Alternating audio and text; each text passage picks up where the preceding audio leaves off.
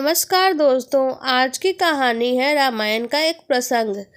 भगवान राम ने एक बार पूछा, लक्ष्मण, तुम्हें अयोध्या से लेकर लंका तक यात्रा की, परंतु उस यात्रा में सबसे अधिक आनंद तुम्हें कब आया?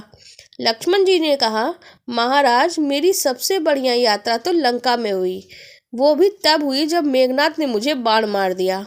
प्रभु ने हंस के कहा, लक्ष्मण, तब तो तुम मूर्छित हो गए थे। उस समय तुम्हारी यात्रा कहाँ हुई थी?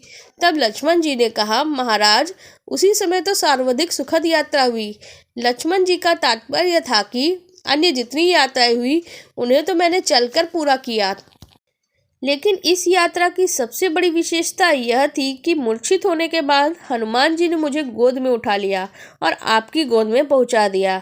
तो प्रभु, संत की गोद से ईश्वर की गोद तक की जो यात्रा थी, जिसमें रंच मात्र भी कोई पुरुषार्थ नहीं था, उस यात्रा में जितनी धन्यता की अनुभूति हमें हुई वह तो सर्वथा वाणी से परे है।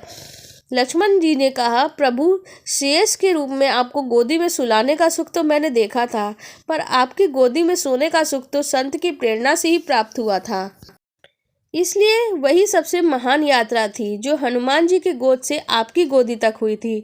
तब भगवान श्री राघवेंद्र ने लक्ष्मण को हृदय से लगा लिया, और आप यह भी देखेंगे, इस प्रकार का उत्तर श्री लक्ष्मण जी के केवल प्रभु के समक्ष ही नहीं अपितु अन्य प्रसंगों में भी देते हैं। राघव का आकाश है, तन का हो गया विहंग, मन उड़ान भरने लगा भक्ति भाव के संग। जय श्री सीताराम। आपको हमारी ये कहानी कैसी लगी कमेंट सेक्शन में ज़रूर बताइएगा।